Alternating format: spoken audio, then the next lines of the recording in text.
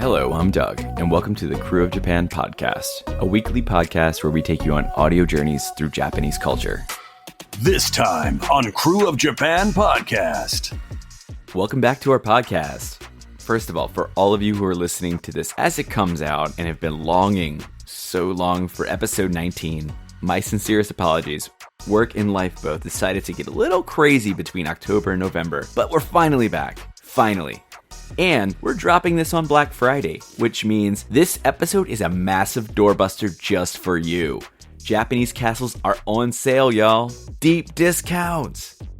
Okay, before you start rushing to Akiya Mart or reaching out to Ziv Nakajima Magen of Nippon Tradings International for Japan real estate advice, there aren't any castles actually for sale.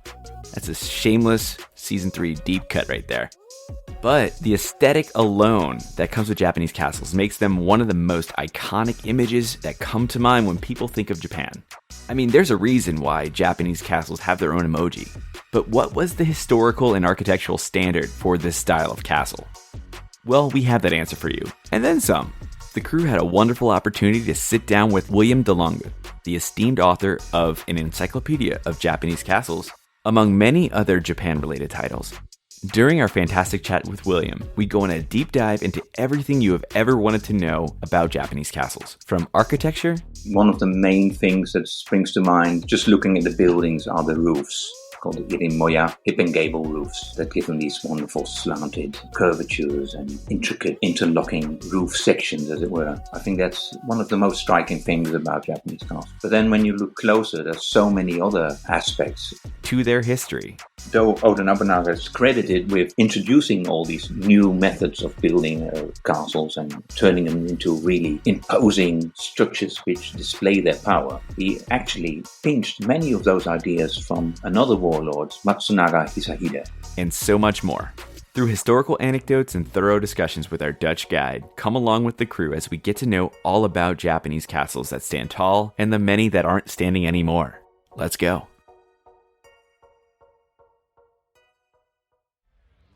Hey, are you new to the crew? Yokoso. We hope you enjoy this episode. If you like what you hear today, then you'll really love our back catalog of episodes from earlier this season and previous seasons. We've had some incredible guests, like Gato Moves Baliana Ki grappling with Japanese pro wrestling, 7th Dan Kendo practitioner Alexander Bennett teaching Kendo and the Way of the Sword, historian Dr. Hiromu Nagahara uncovering the history of Japan's imperial family, and so much more. After you finish up this episode, hit that subscribe button or follow or whatever it is, and get notified when new episodes come out. Then while you wait for the new episode to drop, play catch up with the crew. But before you do any of that, let's dive into today's episode. So today's topic, we have our castle enthusiast, Jennifer, on the call, as always. Right, Jen? Yes. Hey, Jen, how you doing? I'm excited for this episode. This episode was made for me. And then we have our Japanese castle expert, William de Lange. So, William, welcome to the podcast. Thank you very much. It's a privilege. All right, so before we jump into the main meat of our podcast to talk about Japanese castles, because I know that's what everyone's here for, we always have an icebreaker we ask our guests. We're a New Orleans-based podcast. Mm-hmm. So what is the first thing that comes to mind when you hear New Orleans? Have you ever been before, or maybe is it just some kind of image that you have? Well, the image I have is of music in the streets somehow. I don't know where I picked that up. And another thing, we were on holiday just a week ago, and I picked up a novel by Grisham, The Pelican Brief. Oh. And that's all set in New Orleans. So I enjoyed that very much. And as a Dutchman, I know that, I think it's quite some time ago, you had a huge flooding in New Orleans. Yeah, I think probably the one you're thinking of is Hurricane Katrina back in 2005. 2005, yeah. So. We've had a few other hurricanes since then, but that one's the biggest one that we've had. Yeah, and well, of course it was in the news, but it also featured especially in the news in Holland, because as you will probably know, we're known for our defenses against water. Mm-hmm. And there was a kind of cooperation between Holland and New Orleans through the Dutch embassy. And they started some kind of think tank on how to improve the water defenses of New Orleans. Oh. That's an interesting Dutch link, I thought. Yeah. We've had a couple guests come on and say that Katrina, but that's actually really interesting. I vaguely remember hearing about that. I think it was like the following year. I looked it up. The Greater New Orleans Urban Water Plan. And that's done together with various Dutch organizations. Well, something's working because the levees haven't broken yet. Okay. Well, You're welcome. Yes, thank you. All right. So our next question, usually after that one, for guests that are not living in Japan or not Japanese, what's your Japanese journey? Like, how did you get interested in Japan and eventually end up over there, doing whatever you may have been doing? Well, my interest in Asia goes way back. My first memories are of like watching this kung fu series with Kwai Chung Kane. I was so fanatic about the whole thing. That was, of course, set in China. But so my mother bought me a kind of pajama-like thing, and my brother, he painted fake Chinese characters on it. And I was walking around in that thing all day long when I was at home. And then later, I started watching Shogun. That's where my Japanese interest really started. And I remember the main character, Richard Chamberlain. He kept notes on every Japanese phrase he learned in a kind of notebook, small notebook, and I copied that. I did that too. So already then, I think I was maybe 16, I kept all these Japanese expressions in a small notebook. And that was quite innocent, really. But then when I started studying English, there was evening classes for Chinese or Japanese. And then together with some other students, we decided to do one of these courses. So we tossed up a coin, and it landed in such a way that we decided to go and study Japanese in evening classes. And as soon as I started, I completely neglected all my English studies and I only spent my time writing kanji and reading up about Japanese stuff. And before the first year was out, I'd already booked myself a ticket to Japan. And I had a demo tape I was making kind of music myself. Mm-hmm. And I met a Japanese girl. I was quite in love with a Japanese girl. So my big plan was to get myself a record contract in Tokyo and woo this Japanese girl with the big money I was going to make with this record contract. So, of course, this didn't work out. And I ended up with, when I left, my Japanese teacher, with whom I had become quite friendly by then, she said, well, if you run into trouble, if you dire straits or whatever, then just call this number. That's my old friend in Mobara, which is roughly an hour from Tokyo. There she lives with her whole family, and they'll love to take you in, or at least see you, because any gaijin, any foreigner is interesting to them. So when I ran out of money and I didn't have a place to stay anymore, I called this number. And they said, oh, come over. And I visited them several times. Her husband was making Japanese scrolls, kind of traditional craft.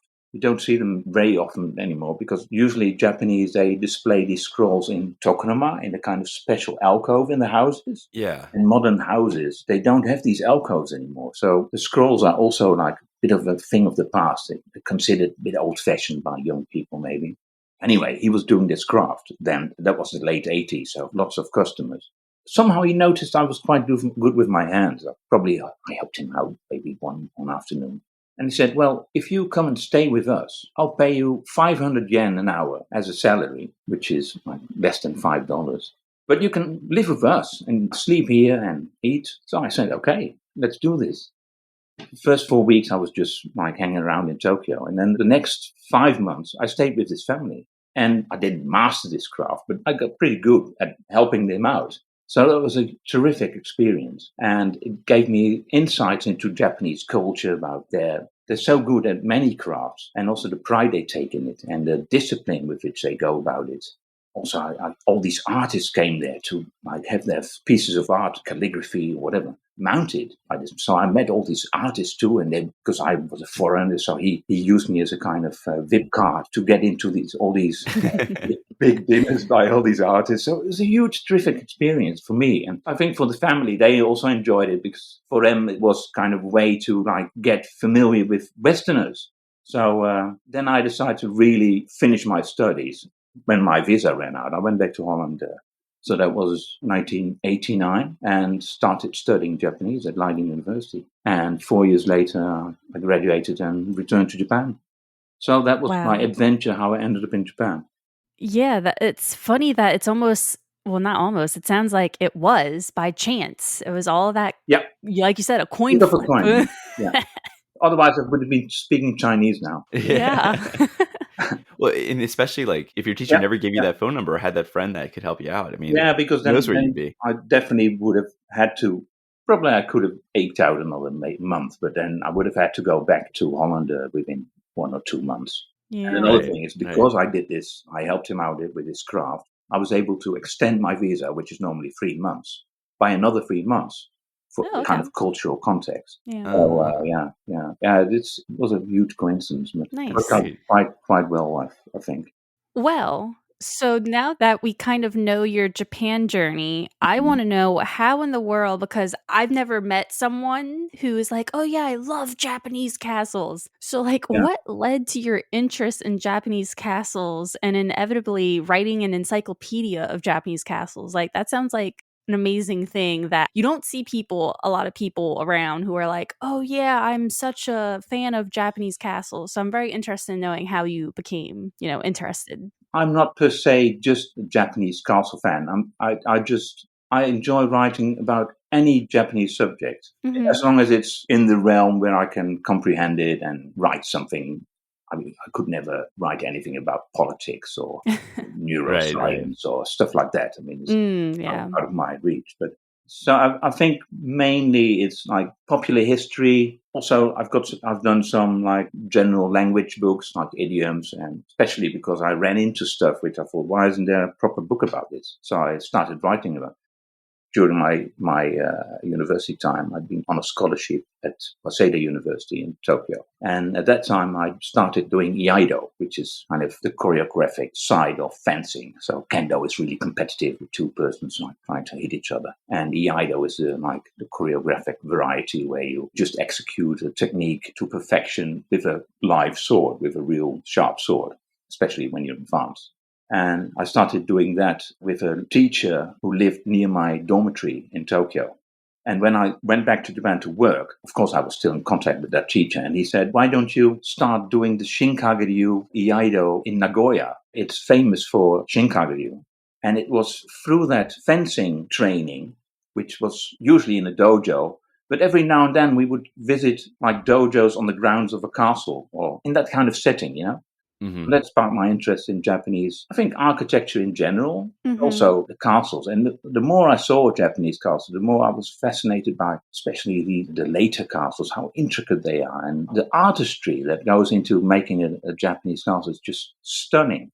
I mean, if you go, like here in Europe, we've got plenty of castles. And, well, Jennifer, you mentioned that you've had visited Neuschwanstein. So that's a very elaborate castle. But many of the castles in Europe are very crude, like massive drawbridges, thick wooden beams. But that's about it, with big chains and an iron gate maybe, and then a few arrow loopholes. But seeing Japanese castles, the work they put in just to the roof, the tiles on the roof, like every tile has the kamon, the crest of the clan which lives in that castle, of the domains the castle belongs.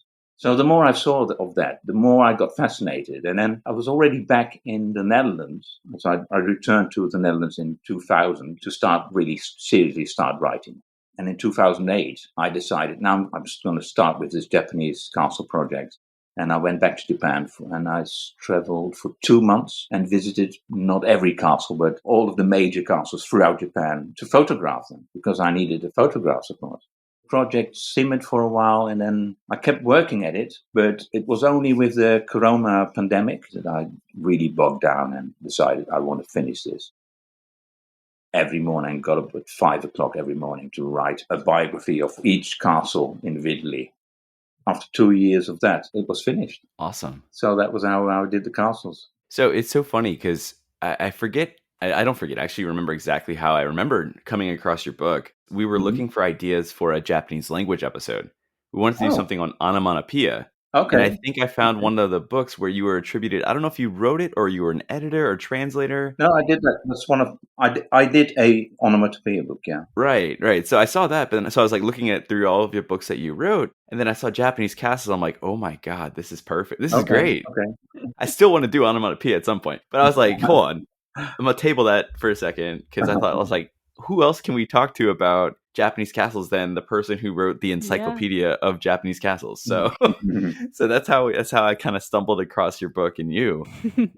So that was really surprising. And I looked at the book and it looks phenomenal. It's thick, right? It's pretty big. Yeah, it's 600 pages. Yeah. At a certain stage, it gets a bit of a slog because, especially like the last part, basically try and treat every castle, go through the history of every castle and the innovations and what happened in the Meiji period and I try to make them as diverse as possible, Sure. keep the reader interested. But I had to go through the history, treat its rough layout, the architecture, gather the material. So yeah, that was hard work. But then again, everybody had to stay inside for 2 years. Not all, but exactly 2 years. But Corona was just the perfect moment to do that, because it really forced you to do it. Yeah. So if you look at the big picture of Japan, Mm-hmm. how many castles have existed over the course of Japanese history? And of those, how many of those original castles still remain, as opposed to reconstructions and castle ruins? Yeah, so you mentioned it already. So you've got still intact castles, many of which are restored to a certain extent. If you know about Japanese architecture, temples and shrines and castles too, they have to be, because they're largely made of wood, they have to be at least maintained, and which means quite a bit of work, invasive work really, where you'll have to dismantle whole sections and replace pieces of wood and newly plaster walls. I think most Japanese historians agree that, especially during the Warring States period, there were anywhere between 20 and 30,000 castles throughout the Japanese realm. And those were mainly, this is a technical term, yamashiro, which means a mountain castle. Yama, mountain, can be a hill up to something which would classify as a mountain. Yeah. If you go back in history, the first castles that appeared were in Kyushu and around the Inland Sea. That's really the oldest form of castle you find. Before that, you have a kind of settlements, like fortified settlements with palisades. But to call that a castle, I don't know. They didn't really look like what you would recognize as a castle. But they were fortified with palisades and maybe small moats and stuff like that. Okay. And they were used really to defend against enemies, because they found arrowheads in these places too. So there's one near Yokohama. And these arrowheads are much bigger than they used for animal shooting, though they were really used to kill humans. These settlements were used as defensive structures, but the first fortifications are in Kyushu and around the Inland Sea. And they were built roughly during the 6th century to counter outside threats. Not like between competing warlords or anything like that, but they were afraid of invasions from the Korean Peninsula, because on the Korean Peninsula you had various small realms which competed with each other and fought with each other. And even Japan also got involved, where they sent over fleets with armies, which wasn't a huge success. And they were genuinely afraid that there might be an invasion. So they started building near Hakata and Kyushu along the coast and the Inland Sea, because at that time the capital was around Nara. They started building these kogo-ishi. So ishi already is an indication that they were built of stone walls. Why we know? Because all those stone walls are still in place. These strongholds were abandoned later. There are still sites where you have the foundation stones for small structures, probably small wooden buildings where the people lived. But the only real remnants are these huge stone walls, which lie along crests of hills and mountains, forming huge defenses, really. And there's not too many of those. There's roughly 16. In certain areas, these stones were harvested to create new structures. So there might have been more, but there's still 16 sites where you can find these kogo-ishi. That makes sense, yeah. This stone wall building that was specific for that area. And then later, during the 8th and 11th century, the Japanese state wanted to also subjugate northern Japan, where these emishi, indigenous people, lived. And they started building josaku, which were kind of forts, but not with stone walls, a bit like the palisades, but then more advanced with moats and various defensive areas. But they were not built to counter an outside threat. They were built to subjugate the local people. So that was a completely different function. And then you see that they start building these castles first in semi-northern regions and then gradually go northwards. And they didn't dismantle then the old strongholds and often use the same materials to build new strongholds in more northern and not yet subjugated regions. Okay. Of those, there's maybe one or two left. A lot of reconstruction and restoration has gone on, but there's very few of those left because they weren't fixed kind of strongholds. Okay. And then the Yamashiro, the mountain castles, which were most common in the Warring States period, they really started appearing after the Onin War, where Japan just fell into a kind of civil war after a conflict about imperial succession in Kyoto.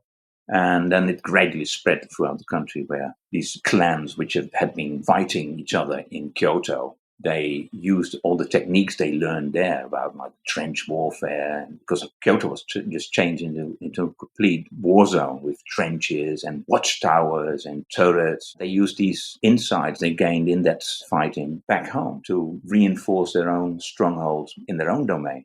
And then, of course, as the country descended into civil war, all these little domains, they began to compete with each other. So that's why it's called the Warring States period. All these little kind of states, all these little domains, constantly changing the borders of their domains, launching their attacks and from their castles and building new castles in newly subdued territory. So that's why you have so many, as I said, probably somewhere between 20 or 30,000 strongholds. So I wanted to comment on one of the things that you just stated, like there were 20 to 30,000 castles in Japan, but obviously it's not that high of a number anymore. And this could be due to, as you say, like war. It could be some castles were destroyed simply by a bolt of lightning striking it and catching on fire. So would you say like there's like a low number of actual original castles still remaining though, that hasn't been touched? Of course, these 20 or 30,000 castles didn't exist exactly at the same time. There's just 20 to 30,000 sites throughout Japan where there is evidence that there was a stronghold or something resembling a castle. One castle might have existed during the 12th century, then been abandoned, and then this lord moved on to a different castle. Yeah. So there were never like 30,000 castles, all brimming with like soldiers and defenses. Yeah, of course. The huge change happened towards the end of the Warring States period, when you get these very, very powerful warlords like Oda Nobunaga and Toyotomi Hideyoshi. So when they had subdued huge regions of Japan, first Oda Nobunaga, central Japan, to reinforce their hold on power, they decided to dismantle all the castles in those regions that belonged to their enemies, basically, and just leave a few strongholds that were controlled by their own people. Oda Nobunaga was one of the first to do that, and one of the provinces where he first introduced this measure was in Yamato province. So that's around Nara, which there was perennial fighting, constantly, between like a multitude of factions. And he introduced this law where they were called Shirowari, which means castle destruction ordinance. And all these small chieftains throughout Yamato had to break down their own castle. So interestingly, this Yagyu style of fencing I did, that was a style of fencing practiced by the Yagyu clan. They had their own castle, Yagyu Castle. If you walk the Yagyu Kaido, this is still a very nice walk from Nara to Yagyu village, you would end up on the domain of the Yagyu with a small castle. And they were one of these clans who had to break down their castle. That's something Oda Nobunaga started, and which his successor Hideyoshi continued. And at that time, most historians agree that there were roughly 3,000 castles left. We're talking now late 16th century. So Oda Nobunaga was assassinated. Before he died, he had already introduced a number of provinces in central Japan, these ordinances where all the chieftains had to break down their castles, and only the local governor appointed by him was allowed to hang on to his own castle and therefore, of course, expand on the castle. So you've got one huge castle left in Koriyama Castle, that is, a bit north of Nara. So the governor was allowed to hang on to one castle, and it's the same for other provinces too. Of these 3,000 castles that still existed when Oda Nobunaga went through his period of ascendancy, within maybe a decade, it was reduced from 3,000 to just 600. Wow. Just through these proclamations. Everybody was so terrified of Nobunaga that they complied. Yeah. So that leaves only 600. So you have Oda Nobunaga. He's succeeded by Toyotomi Hideyoshi.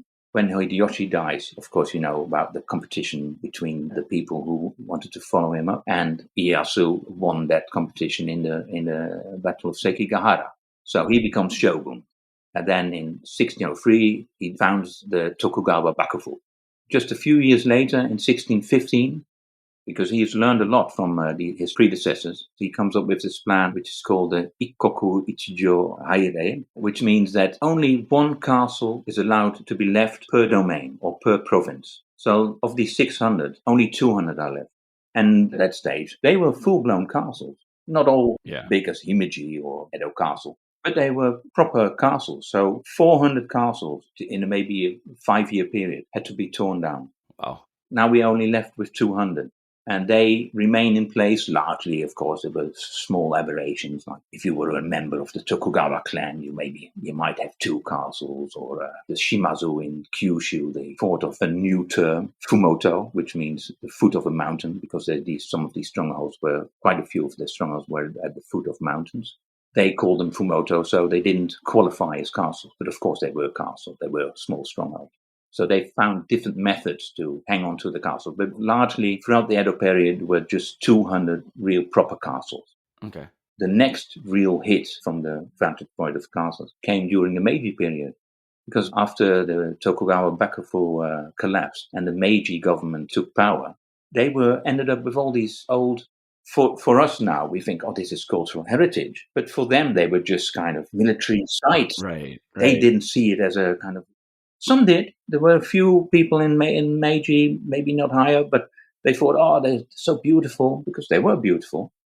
But nevertheless, they decided only castles where we station garrisons, which maintain a military purpose, they will remain, and the rest is going to be demolished. Then you get the Haijore, that's in the Meiji period. That was 1876, I think. So now we're left with only 100.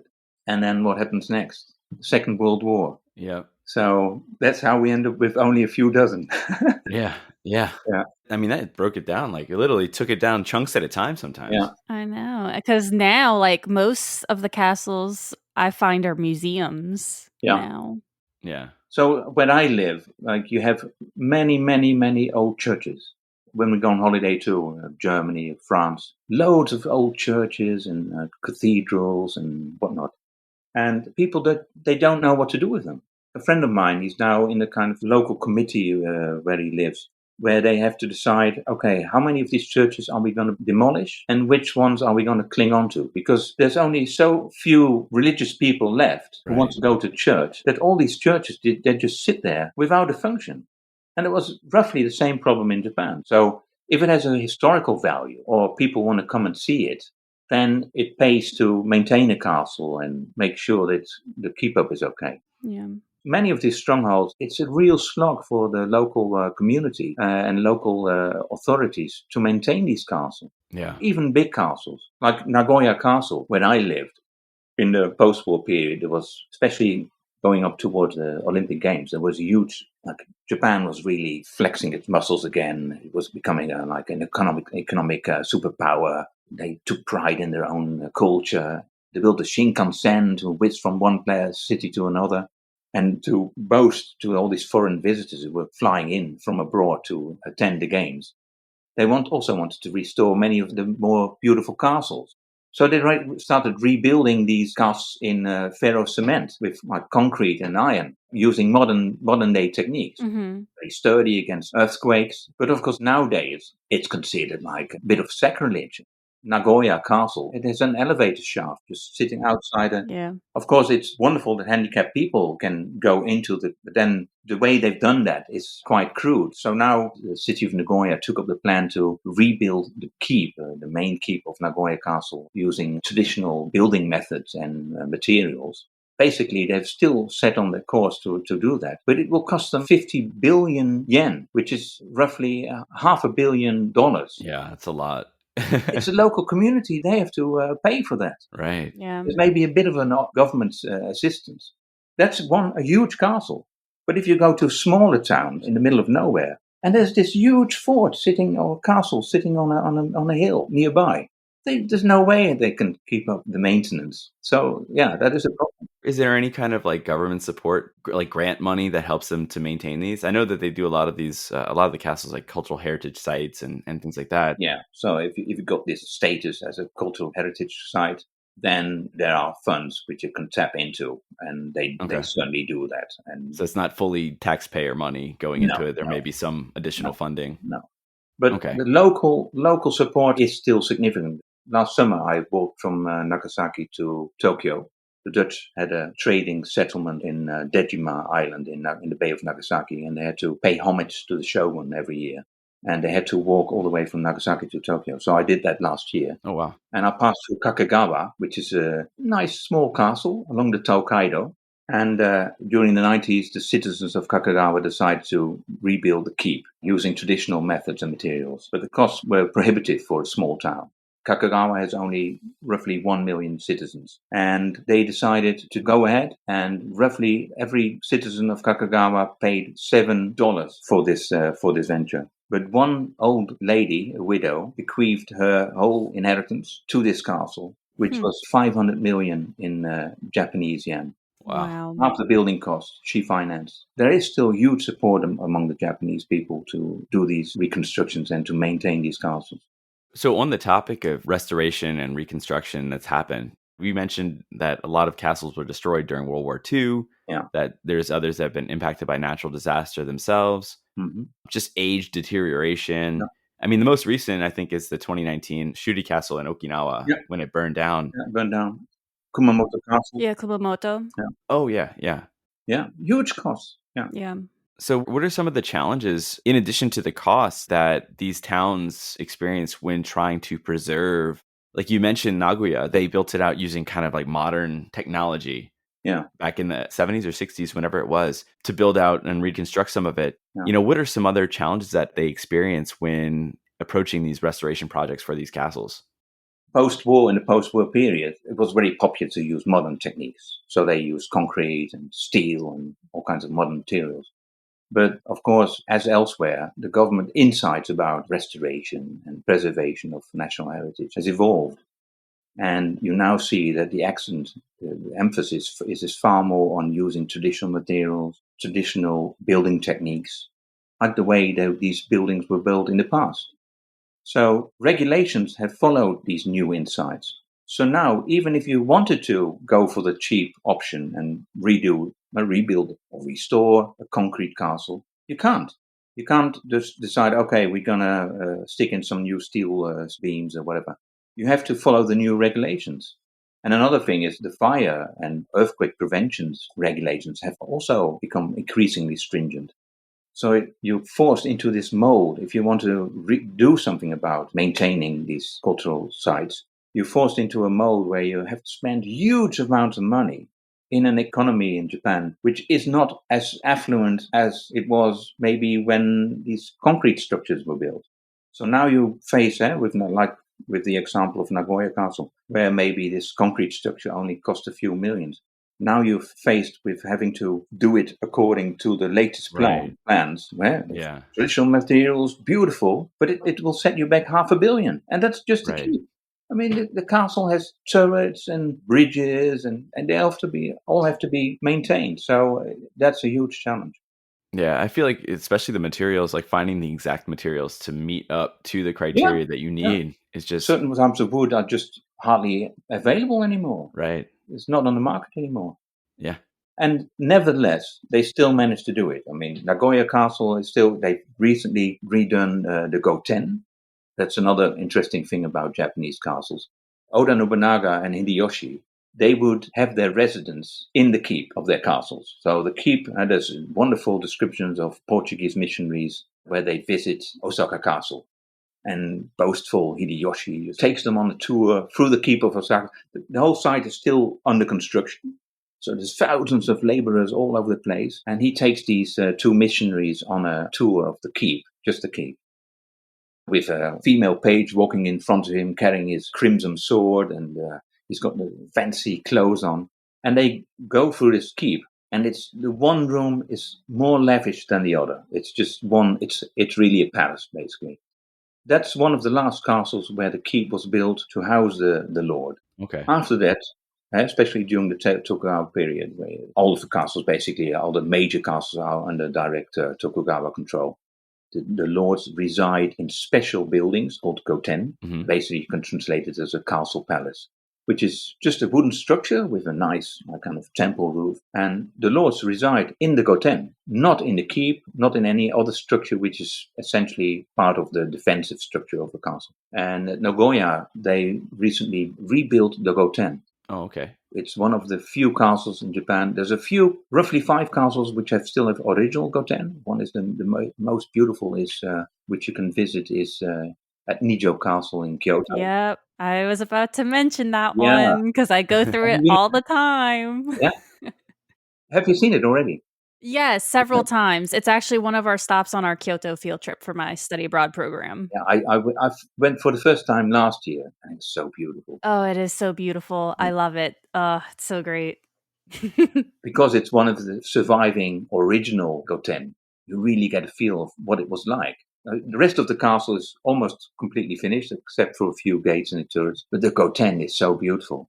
Well, anyway, so at Nagoya, they rebuilt one of these goten. But that's also cost them, I think, roughly 125 million. So, it's a huge financial burden. But, well, Japan is a proud country. Right. Yep. It's one of those things they want to promote as a country. I think so, yeah. It's a site that a lot of tourists want to go to and see. Okay, Himeji 2 has just undergone a huge reconstruction of a restoration Again? of its Or skin. is it? Yeah, again, yeah. Every time I've been there, it's under like tarps and. But it's part of the tradition too. I mean, shrines just have to be rebuilt every 20 odd years, Yeah. just for religious reasons. So, Yeah. and you have to, all these carpenters and craftsmen, they have to keep up their keep practice. So, Sure. in that sense, it's also a good thing. No shortage there. So we did talk a little bit about this. So I want to circle back to the appearance of these Japanese castles. We've mentioned a lot about like goten and then the roof and how things looked. And then you mentioned the crest earlier on the roofs of the castles and whatnot. But just the castle appearances in general in Japan, we compared it to ones that you have seen in Europe. Yeah. Could you discuss some of the more prominent architectural features that are seen in Japanese castles, some characteristics or innovations that are unique to Japan? I think one of the main things that springs to mind, just looking at the buildings, are the roofs, called the irimoya. Not all castles have irimoya, but hip and gable roofs that give them these wonderful slanted curvatures and intricately interlocking roof sections, as it were. I think that's one of the most striking things about Japanese castles. But then when you look closer, there's so many other aspects, like even the gates, where you might find just a drawbridge with a wooden or iron gate in a European castle, especially the castles in Japan of the early Edo period. They have what they call masugata. Masugata is just one variety of what I'm talking about, but a masugata is a kind of combination of gates. Okay. You've got a small front gate, which leads onto a small rectangular area, which is completely surrounded by walls. And then from there, you can access the castle or a bailey of a castle by passing through yet an even bigger gate. And over that gate, there's another structure where people with arrows and muskets can take aim at people who are in this small rectangular area. It's a kill zone. Yeah, I was about to say, you're kind of like in a box. Right when you said that, I pictured in my head Osaka Castle. Well, same for it, yeah. And that's so wonderfully Japanese because it's so well thought through.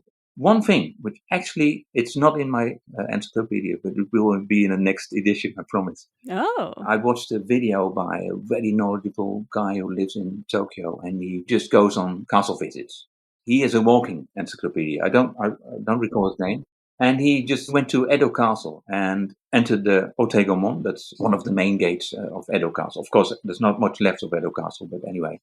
It's hard to explain verbally. Best thing would be just to see it. But anyway, if you enter this Masugata, just a kind of small complex of gates through which you have to pass to enter the castle grounds or a bailey or whatever. And then first you've got this one gate I mentioned. And then you enter into this rectangular area, the kill zone. And then you need to pass through the next gate. And that next gate is usually on your right-hand side, not on your left-hand side. It does occur, but ideally the next gate is on the right-hand side. And that's another characteristic of castles which were built after firearms were introduced into Japan during the middle of the 16th century. Because the reason why the next gate with the big structure overhead, remember? The reason why it's on the right-hand side is because most shooters are right-handed. If you try to breach this entrance, so you've kicked down or burned down or blasted away the first gate, the doors of the one door or part of a door of the first gate, and you want to peek through to take aim at the people inside defending the castle. So you got your gun prodded against your right-hand shoulder. So you want to lean round the corner and ideally peek leftward. You don't have to expose yourself that much. Yeah. So they built the next gate not on the left-hand side, but on the right-hand side. Because if you're right-handed and want to take aim at somebody above this gate on the right-hand side, you have to really lean in. It's really hard to do it, yeah. Can you imagine? You have something similar in Western castles, where if you enter a tower, the stairways are always the spiral of the stairways. Yeah. Well, I just remember when I visited the castle, it was always a spiral staircase, and they were never any there were never straight staircases there. It's in one direction, so you enter and it goes up towards the right. And that's because all people who carry swords, because those castles were built, you can't parry, you can't fight with somebody if you have your sword in the right hand. If the staircase ascends towards the right, can you imagine that? It's hard to explain by microphone. Yeah. It doesn't work. Consistently, you will always find in Western castles, I know very little about Western castles, but they always go up towards the right. Huh. That's one of these small details, which, I spent 10 years working on this encyclopedia, and that escaped me too. So there's such a lot of thinking and knowledge went into these castles. And you only discover it when you really, really spend many, many hours visiting them, reading up about them. Because, of course, all the people who occupied and used these castles, they're no longer around. Well, and also when you read about it, it's one thing, but you actually sometimes going and visualizing it yourself and seeing it like, everything's going to the right. You can only falls in place. Experience that. Yeah, then it starts to click. You're like, it makes sense. So that's one aspect of Japanese castles. And then you've got, of course, all kinds of different configurations of baileys, like in circles or in rectangular configurations, or in, depending on the countryside too, the lay of the land. I think the Yamashiro of the Warring States period, they were pretty straightforward. You just had the crest of a mountain. If they had stones, they built some stone walls. They still use stone walls in certain areas. But they were pretty straightforward and not a huge difference. But if you go later, like the end of the 16th century and the beginning of the Edo period, when most of these castles were built, they have all these really crafty little improvements which really make them interesting. Well, I've been waiting to ask this question for a very long time as a castle enthusiast. What Japanese castles are amongst some of the most historically significant or architecturally significant? And then in your opinion, what sets them apart from others? Well, for me as a historian, not so much as a tourist, I'll come to that later, but as a historian, it's Azuchi Castle. I don't know whether you know Azuchi Castle because it's a ruin. Yeah, ruin. On the south side, on the southern shore of Lake Biwa. Okay. Yeah. Oh, so you know. Yeah, I like that area, Kyoto, Shiga Prefecture. I'm really I into. am not familiar with it though. So. So explain to Doug. I have to confess, I haven't visited yet, so I still need to visit it. But the more I read about it, the more fascinating I found it. So there's very little left. There's just some walls, some flights of stairs, no structure whatsoever. But that was built by Oda Nobunaga. And as you will know, Oda Nobunaga was a very erratic, very unpredictable, but absolute genius of a warlord. And he was also a bit of a genius when it came to architecture. Now, a few years before he died, Oda Nobunaga, when he was ruling supreme over Kyoto, he built Azuchi Castle to control it. And Azuchi Castle was roughly the precedent of all the castles that followed and all the major castles you see that have survived till today. So he built a keep, the multi-story turrets, the beautiful roofs. It's not certain whether he had a Goten in there. As I said, he lived in the main keep. Wonderfully ornate stables. There's also records not only by his own biographer, which is also the Shinpyo Koki. It has been translated by two Dutch scholars a few years ago, but also by Portuguese missionaries. And you can readily find that online, those descriptions. And that was a stunning structure. And it only stood for a few years when it was destroyed. But that is one of the castles which is historically significant. And something which I explain in my encyclopedia is that though Oda Nobunaga is credited with introducing all these new methods of building castles and turning them into really imposing structures which display their power, because that was becoming one of the functions of castles, especially during the Edo period, these huge keeps, they had no military function hardly anymore. It was just a way to display a daimyo's or a Tokugawa power. Right. Though Nobunaga is credited with introducing all these things, he actually pinched many of those ideas from another warlord, Matsunaga Hisahide. He was one of these many, many warlords in the Yamato region around Nara. And he was only, I think, in rule maybe for roughly a decade. He controlled most of the province. So he built himself a castle on the northern outskirts of Nara. And that was called Tamonyama. And even though there's hardly any historical records, there are some accounts of people who visited him, again, Portuguese missionaries, but also other daimyo who were on their way to Ise to pay homage to the gods at the Ise shrine. And they describe how incredibly stunning that castle was and how the inner court was filled with the mansions of his retainers. So that's also something which you see copied later in other castles. So remember when I mentioned that Nobunaga ordered all castles in Yamato province to be razed to the ground, and only one left near Koriyama. One of the castles that had to be razed to the ground was Tamonyama Castle on the northern outskirts of Nara. And the crafty Nobunaga, what he did, before he had his men demolish Tamonyama Castle, he had his architects make very precise drawings and technical notes of the layout of Tamonyama Castle and used it to build Azuchi Castle. So, though he's credited with introducing all these new concepts, it is quite clear that some of them, at least, he took from other warlords. Gotcha. Yeah, no, I never been to that castle ruins. I don't know. I just passed it by because there's a Hikone castle right there. Yeah, well, exactly the same with me. When I visited Hikone Castle the first time, I wasn't even aware of Azuchi Castle. I was only later. But as I said, the more I read about it, the more I realized how all after it were greatly influenced by that castle, and through it by Tamonyama Castle near Nagoya. Yeah, so that's what you meant by like historically versus touristy. Yeah, like, significance. Touristy, if you ask me, so what castles do you like to visit? Because visiting a ruin, of course, is not so exciting as the Himeji. Not much there. Yeah, I love Himeji Castle, Kumamoto. I think Kumamoto is, maybe for me, the most beautiful castle. And so there's quite a few. But interestingly, I also saw a clip where an NHK documentary where they recreated Azuchi Castle, so this what is now a ruin, virtually. So you put on these goggles. I don't know how they do it, but you climb the stairs and then you go into the inner court and you can climb this the keep of that castle. It was clad in gold. It had blue tiles. All the walls on the inside were painted with beautiful landscapes by Kano Ito, the famous Kano painters.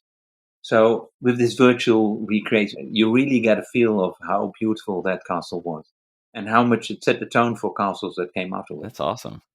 So Jen, what's your favorite castle? I think you've mentioned it, but I'm asking anyway. Oh my God, that's such a hard question. It's like asking me, I hate that. It's like, what's your favorite anime? That's the worst question in the world. I don't want to choose. Give me two. I guess tell me why. For the looks, I really liked Hiroshima Castle because of like the wooden exterior. Hiroshima. Oh, okay. Yeah. I really like the exterior because of the wood. It looks very nice. Yeah, the exterior looks like nice wood, but it's inside is steel and concrete. Yeah. But the plan is to also rebuild that. So which is the other one then? I think, oh gosh. I think Dang, I thought you'd be prepared for this. No, I thought we were talking to him, not me. I mean, I really like also the castle in Okoyama as well. It's right next to the garden. I really enjoy that one. Yeah, I like that one as well. Speaking of historically significant, so currently I live in the north of the Netherlands. I was raised here too. I don't know if you ever heard of the Goryokaku. I have. Have you? Very, very well. Very good. Good on you. Because that's quite special because Goryokaku, that's in Hokkaido. Mm-hmm. That's a fort. And it was built during the late Bakufu period. And that is not a Japanese castle. It is If you look not. at it, that is a Western, they call it Tres Italien. It's spade-like baileys with glacis, like these sloping walls, sloping mud slants for cannonball to bounce off. Huh. It's not a copy, but in my book I illustrate how it was influenced by Dutch castle design. And the Dutch, of course, were in turn influenced by French castle design. Vauban is a very famous French castle architect. And one of those Dutch castles is at Bourtange. From where I live, it's maybe an hour's drive. And that was built during the period where the Dutch were fighting the Spanish, the 80-year war. So the Japanese, through this island, which I mentioned, Dejima Island, in the Bay of Nagasaki, where the Dutch had this trading post, that was the window on the West for the Japanese for 250 years, roughly. And they had Japanese translators and interpreters studying Dutch books and learning Western science and also Western castle architecture. And these people were called Rangakusha. So Rangaku. Gaku is study, as you know, and Ran is kanji for Holland. So during the Edo period, they studied Dutch castle design, and the Goryokaku fort in Hokkaido is a perfect example of the implementation of Dutch castle design. But there's one other place where you can already see it, and that's at Akko Castle. That's not far from Himeji. Not much is left of the buildings of Akko Castle, but if you see an aerial photograph of Akko Castle, you can see it's not exactly Tres Italien, but you can see the influences. So I claim in my book that there's not a direct link, but it's pretty certain that they were influenced already there. And that castle was built much earlier. It was built in the 17th century. But they already looked towards the West for inspiration in building castles. It's a bit remarkable, I think, that there's just Akko Castle. But on the other hand, now how do I put this? Most of the castles that we see today, nice, impressive, big castles, were built late 16th century, early 17th century. So it's not really surprising that there's not so much evidence of Western castle design. Unless you, of course, have the gun placement. When Matthew Perry came to Japan to force open Japan for trade with the West, the Tokugawa Bakufu really got scared, and they started building these gun placements around Edo Bay. And they built the first ones already a bit earlier, but then they were too late, really. By the time most of these things were finished, they had already signed the trade of amity and commerce with America, and later many of the other treaties with other Western powers. And there you can also see these Western influences in castle and fort design. So those are historically and not touristically, because I prefer, if I had to choose, I can have a castle. Okay, I'd choose a Japanese castle above this Bourtange thing near where I live. So would I. Yeah, okay. Well, William, this has been a lot of fun, and I've learned a lot because I'm at the time of recording this, I'm going to Japan in a couple weeks. Jennifer too, separate trips. Yeah, I'm going in 2 weeks. She's going to Kansai. I'm going to Kanto, so we're gonna. Oh, okay. You're not meeting up there. No, unfortunately No. not. But we see enough. We see enough of each other here, so we're good.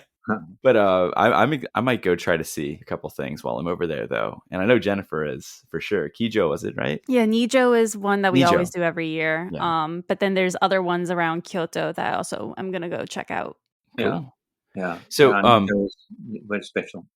Yeah. So before we wrap everything up, I want to give you an opportunity just to let people know where they can find your book, maybe your website, and any other things that you're working on at the moment. Well, the floor is yours. Well, my book, it's a print-on-demand book, mainly through Amazon and like online venues where you can you wouldn't find it very quickly in a brick-and-mortar store. Okay. And I've got my website. So my own website is williamdelange.com. And the small publishing company I run is Toyo Press, toyopress.com. And projects I'm working on.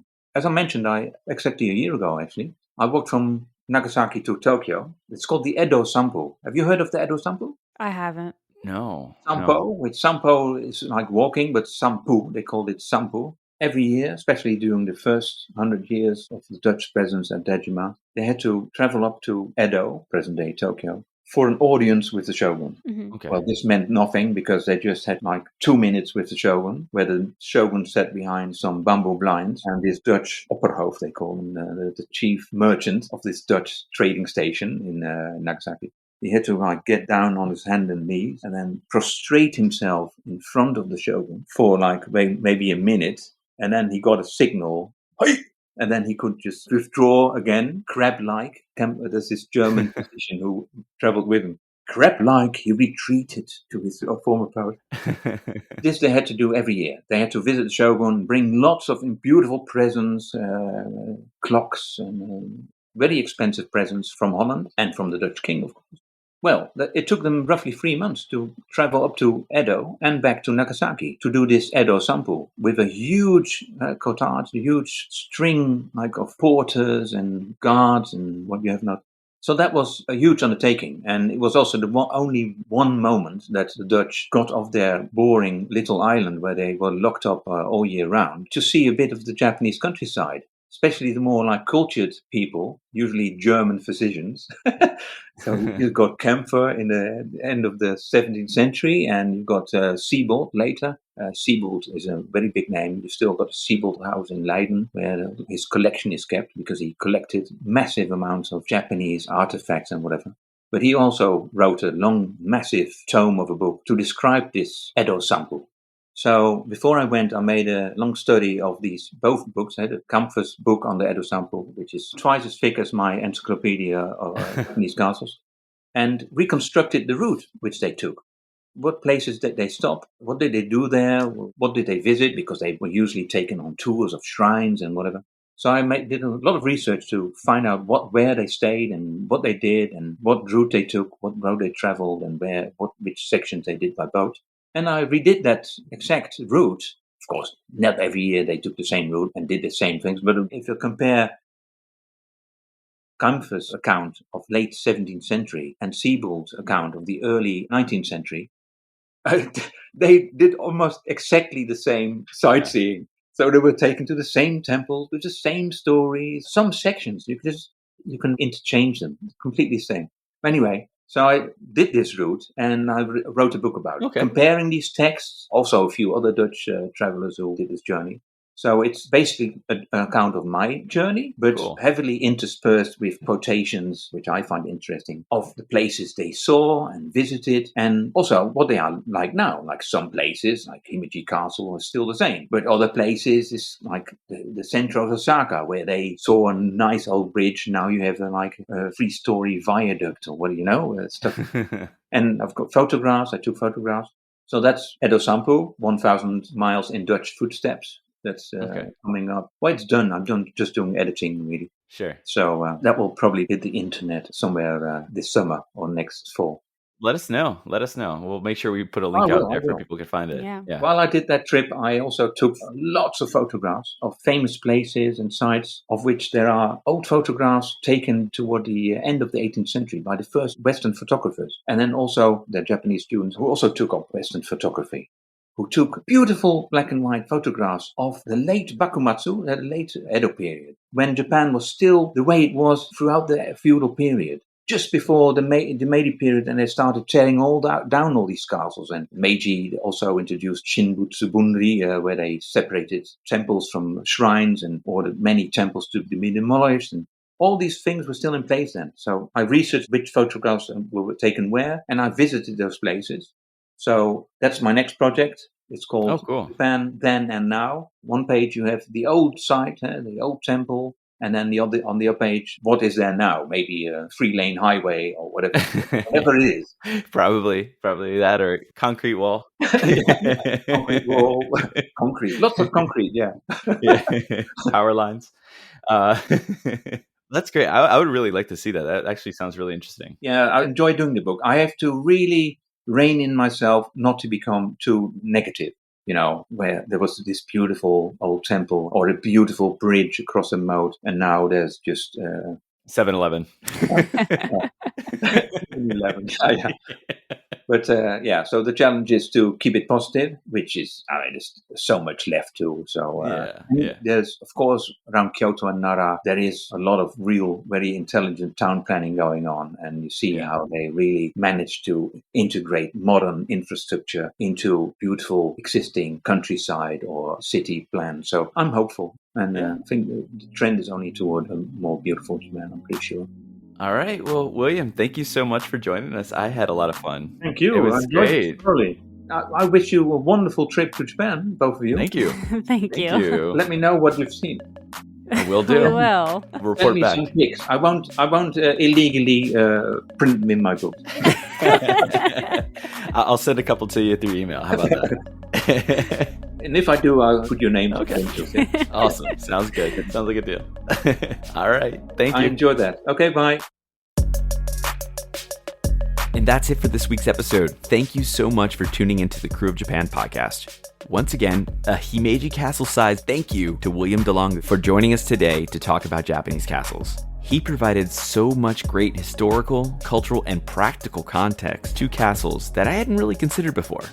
By the way, since recording this interview back in May, Jennifer actually had traveled to and from Japan twice, during which she was able to check out Osaka Castle once again and scratch Matsue Castle off her bucket list. Unfortunately for me though, I wasn't as lucky and I didn't have a chance to venture to any castles this past summer.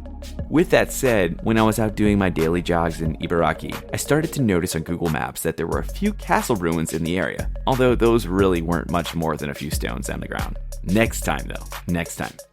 And as I joked earlier in this episode about Black Friday, check out William's books. He's got quite a few of them out there, and they'd all make great holiday gifts for the Japan enthusiasts in your life. Or maybe yourself. Treat yourself.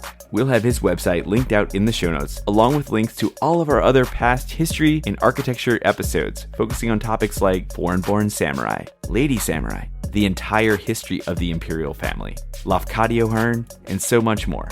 It's all linked out right there in the show notes. What's your most favorite Japanese castle? Share with us on Blue Sky. Hey, got a promotion in our outro. Instagram, Facebook, TikTok, LinkedIn, YouTube, and Twitter X, or whatever's left of it at the time of you listening to this. You can find us on any of those searching for Krewe of Japan Podcast. That's KREWEOFJAPAN But you know how to spell podcast. While you're there, give us a comment, follow, like, skeet, reskeet, share, whatever floats your boat. Let us know how you're enjoying the podcast. Or maybe you like to give your feedback in a more private setting. Send us an email at kreweofjapanpodcast@gmail.com. We'd really love to hear from y'all. Speaking of feedback, if you're enjoying this episode, or any of the episodes from this season or previous seasons, please feel free to take a second, only a second, and leave us a 5-star rating and or review on your favorite podcast streaming app. Every single one of those 5-star ratings and or reviews helps others interested in Japan and this kind of content find the podcast. Or maybe you're listening on YouTube. Click that like and subscribe button. Or just let a friend know about us. That works too. I'm 100% sincere when I say that any and all support is incredibly appreciated. But that's it for today. Until next time.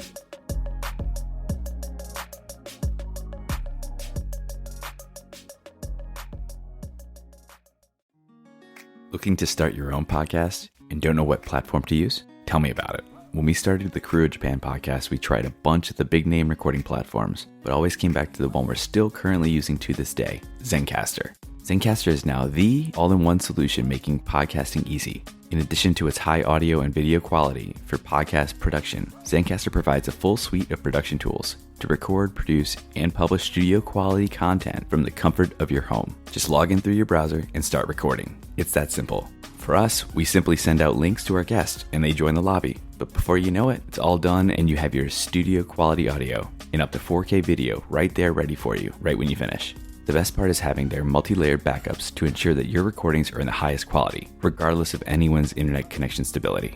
With Zencastr's all-in-one podcasting platform, you can create your podcasts in one place and distribute to all the major destinations. It's really that easy.